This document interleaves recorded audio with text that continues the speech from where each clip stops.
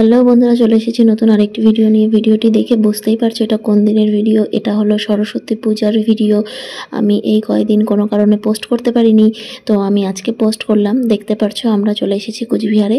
তো কোচবিহারের স্টেশনে আমার ছোট্ট একটি পাপির সাথে দেখা হয়েছিল, আমি তাকে কোলে নিয়েছিলাম। সেই ফটো তো তোমাদের সাথে শেয়ার করেইছি।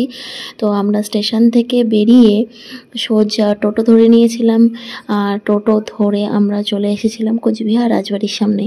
দেখতে পারছো কত বড় একটা লাইন, এটা কিন্তু টিকিটের লাইন, আর এটা শুধুমাত্র গেটের বাইরে। গেটের ভেতরে তো আরও লম্বা লাইন আছে। তো কত বড় লম্বা লাইন সেটা তোমাদেরকে আমি দেখাচ্ছি, চলো।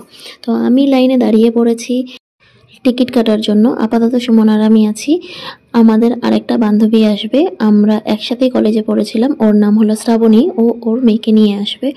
তো এই দেখো ভেতরের লাইনটা আমি তোমাদেরকে দেখাচ্ছি। ভেতরেও কিন্তু কম ছোট লাইন না, অনেক বড় লাইন ছিল। আর এই দেখো শ্রাবণীর মেয়ে লিয়ানা আর সুমন যাচ্ছিল, কারণ লিয়ানা আসার সঙ্গে সঙ্গেই পাশে একটা ছোট্ট দোলনার পার্ক দেখেছিল। দোলনার পার্কটা দেখার সঙ্গে সঙ্গেই ও ওই পার্কে যাবে, এখানে ঢুকবে না, তার জন্য খুব জেদ করছিল।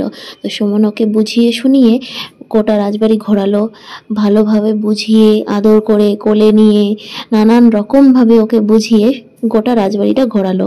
প্লাস আমাদের কিছু ফটো তুলে দিল এবং ভিডিও বানিয়ে দিল।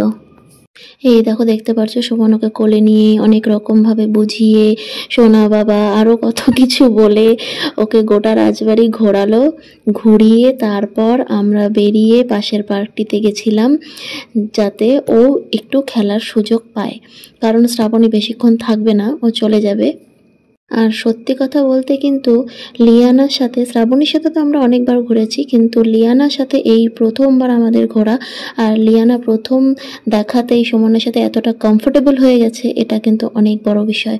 কারণ মেয়েরা তো বাচ্চাদের বুঝিয়ে শুনিয়ে সুন্দর করে ভুলিয়ে ভালিয়ে ঘোরাতে পারে, কিন্তু একটা ছেলে একটা এত ছোট বাচ্চাকে তাও প্রথম দেখাতে এত সুন্দর করে বুঝিয়ে কোলে করে নিয়ে ভালোভাবে আদর যত্ন করে ঘোরানো, শুধু ঘোরানো বলবো না, মানে নিজের পছন্দের জায়গাগুলোতে আগে ঘোরা, তাতে বাচ্চাও কমফোর্টেবল থাকবে। এটা কিন্তু অনেক বড় জিনিস একটা ছেলের পক্ষে।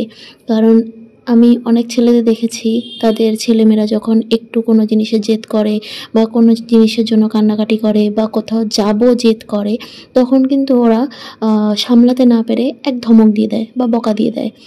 তখন কি হয়, বাচ্চারা কাঁদতে শুরু করে। বা মানে অনেক দিক থেকেও আমি দেখেছি, ছেলেরা যদি তাদের ছেলে হোক কি মেয়ে হোক একটু যদি দুরন্ত হয়, তখন বকাবকি করে দেয়, একটু অতিরিক্ত রাগ দেখিয়ে দেয়। কিন্তু সুমনের মধ্যে আমি সেই জিনিসটা দেখলাম না। সুমনের লিয়ানার সাথে কমফোর্টেবল হয়ে যাওয়ার একটা কারণও আছে, সেটা হলো সুমনের বাড়িতে একটা ভাস্তি, 3টা ভাস্তা আছে। তো ওদের সাথে ছোটোবেলা থেকে খেলে একদম কিভাবে বাচ্চাদের ভোলাতে হয়, কিভাবে ওদের সাথে খেলতে হয়, ওদেরকে কমফোর্টেবল রাখতে হয়, সেই জিনিসটা কিন্তু সুমন একদম ভালোভাবেই বুঝে গেছে। সুমনকে দেখতে যতটা রুড মনে হয়, ও কিন্তু আসলে ততটা রুড নয়। আর এই দেখো আমি আর শ্রাবণীও মাঝে একটা ভিডিও বানিয়ে নিলাম। তারপর আমি তোমাদের পার্কের চারপাশটা দেখাচ্ছি, দেখতে পারছো।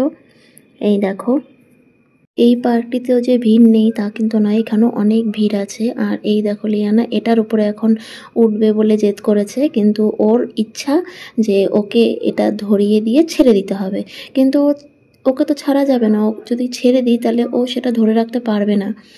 তার জন্য সুমন ওকে ধরে রেখেছিল। ও রাগ করছে যে না, আমাকে ছেড়ে দাও, আমি একাই উঠবো, আমাকে ধরিয়ে ছেড়ে দাও। এই দেখো দেখতে পারছো, রাগ করে চলে যাচ্ছে। এবার ওকে ধরিয়ে দিয়ে হালকা করে ছেড়ে দেওয়া হয়েছিল, কিন্তু সুমন এইভাবে ওকে গার্ড করে রেখেছিল, যদি ও কোনো কারণে ছেড়েও দেয় তো সুমন সঙ্গে সঙ্গে ওকে ধরে নিতে পারবে। আর এ দেখো ছেড়েও দিল, ছেড়ে দিয়ে ও আর ধরে রাখতে পারছিল না দেখে কেঁদে দিয়েছিল। তারপরে ও তখন আর ওটাতে উঠবে না, এখন ওর এটাতে উঠবে। তো এটাতে উঠে দেখতে পাচ্ছ ও কত খুশি। আর এই দেখো মাঝখানে একটু ভয় পাচ্ছিল যাতে ও পড়ে না যায়, এই দেখো দেখতে পাচ্ছ। তো আমিও মনে করি বাচ্চাদের কখনো কন্ট্রোল করার চেষ্টা করা উচিত নয়, আর ওদের ওপরে কোনো সময় নিজের ইচ্ছা নিজের মর্জি থুপে দেওয়া উচিত নয়। হ্যাঁ, ওদের বোঝাও, ওদের এমনভাবেই বোঝানো উচিত যাতে ওরা নিজেরাও কোথাও গিয়ে আনন্দ করে, ঘুরে ফেরে, তোমাদেরকেও যেন ঘুরতে দেয়, সেইভাবে ওদেরকে বোঝানোটা উচিত। কখনো দুম করে রাগ দেখানোটা উচিত নয় বা বিরক্ত হওয়াও উচিত নয় ওদের উপরে, কারণ ওরা তো ছোট এখন, ওরা তো এইসবেই আনন্দ পাবে, দোলনা, স্লিপ, সিস এসবেই আনন্দ পাবে, এটাই স্বাভাবিক ব্যাপার। আমরা যখন ছোট ছিলাম আমরাও এগুলোতেই আনন্দ পেতাম। আর আমি এমন একটা প্রকৃতির মানুষ যে আমি বড়দেরকে না যতটা ভালোবাসি, ছোট বাচ্চাদের তার থেকে বেশি ভালোবাসি।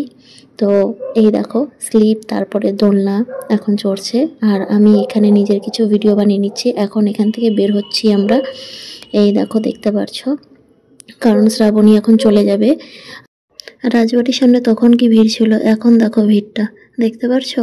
তো আমরা আবার রাজবাড়ির ভেতরে ঢুকেছিলাম, কারণ তখন আমরা ফটো তুলেছি, ভিডিও করেছি, কিন্তু খুব একটা ফটো তুলতেও পারিনি আর খুব একটা ভিডিও করতেও পারিনি, তার জন্য আবার আসলাম।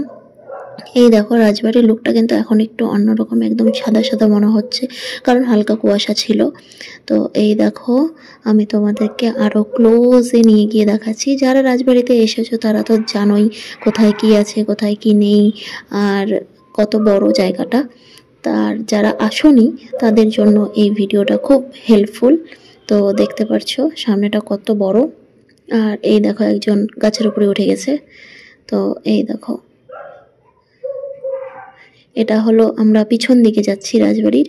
আমরা রাজবাড়ির ভেতরেও ঢুকেছি, ভেতরটাও ঘুরেছি, কিন্তু ভেতরে ভিডিও করা অ্যালাউ নয়, তার জন্য কিন্তু ভিডিও করতে পারিনি। আমি বাইরটা তোমাদেরকে দেখাচ্ছি। এই দেখো যেমন সামনেটা বড় তেমন কিন্তু পেছনটাও বড়। এই দেখো এখানেও আমি অনেক ভিডিও করেছি, ফটো তুলেছি, সেগুলো তোমাদের সাথে আমি অনেকগুলো শেয়ারও করেছি। আর এই দেখো পেছনটা, আমি নিজের একটা ভিডিও বানিয়ে নিলাম, দেখতে পারছো। আর এই যে এটা হলো একদম ব্যাক সাইড, যেটা দিয়ে আমরা বের হবো এখন। এই দেখো এটা হলো সামনেরটা, তোমাদেরকে আবার আমি ক্লোজ করে দেখিয়ে দিচ্ছি। এবার আমাদের বের হওয়ার পালা। তো আমরা এখন বেরোচ্ছি। ভিডিওটি যদি ভালো লেগে থাকে ফলো, লাইক, কমেন্ট, শেয়ার করো।